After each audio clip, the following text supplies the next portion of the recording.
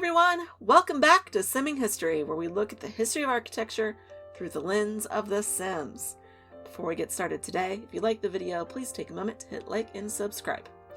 Today, we're taking a look at the Fairbanks House, the oldest wood frame home in North America. Fairbanks House was built between 1637 and 1641, and a little disclaimer, I know, before any of the international viewers need to say it, yes, there are older wood-framed homes. The oldest in the world is believed to be Danish on the Faroe Islands, and it was built in the 11th century. And the oldest wood-frame structure in the world is the Harushi Temple in Japan, which was built in 607, a whole 1,000 years earlier. But today we're talking about the Fairbanks House. Jonathan Fairbanks and his wife Grace had come with their family from England in 1633. 4 years later, they hired a master carpenter and a master mason to build them a new home. Jonathan was a farmer during the summer, and the rest of the time he's made spinning wheels. 8 generations of the Fairbanks family lived in the Fairbanks home, and over the years the home has more than doubled in size over a series of small additions, and some not so much small additions. The house became a museum in 1904 after the last Fairbanks descendant, Rebecca, moved out. The Fairbanks family in America purchased the home at that time and opened it as a museum. In 1940, it was recorded by the Public Works Administration as part of HABS. Remember them? Though in this case, the drawings may not be totally correct, as the dates listed on the drawings seem to be inaccurate based on more modern research and preservation. What everyone does agree on is the original home was built between 1637 and 1641. It's a central chimney-style building. We've seen this before on this channel. It has 2 rooms on the ground floor, 2 rooms on the second floor, and a central fireplace and stair hall. We know for certain this central part was built at this time thanks to Dendrochronology. Basically, you drill a hole in wood and you can test it to see how long ago it was cut down. They tested the summer beam, the central beam that runs through the length of the house from the gable ends into the center chimney core. And it showed that it had been cut down in 1636, which would be about right because it would have sat and seasoned for a year before it was used for construction. The original home included the kitchen with a cooking fireplace and a bread oven, and a front parlor that may or may not have served as a bedroom as well. The ceiling of the parlor in particular is noticeably low. This is partially due to wanting to maintain heat down at the level of the occupants, but also because the south wall of the house has sunk about 12 inches in its lifetime.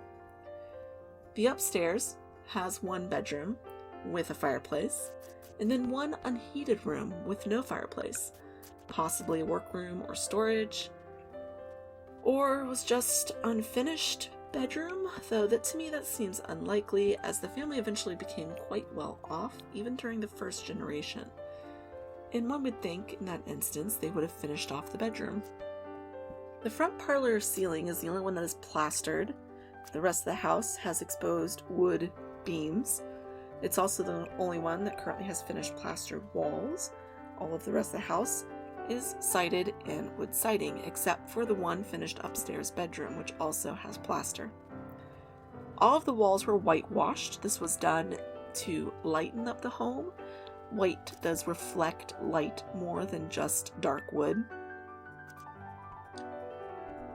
Throughout the home, there is also dark oiled pine floors. The original windows were the only things in the house that had been imported from Britain. They may have even traveled over with the family. They would have been wood framed with tiny panes of glass that would have been connected with lead. Now we come to the additions, which is where the HABS drawings and the current official timeline provided by the museum begin to separate. which is interesting as technically they come from the same source, the Fairbanks family of America, and it really just goes to show how knowledge can change with investigation. Preservation isn't just about preserving, it's often how we learn the most about buildings.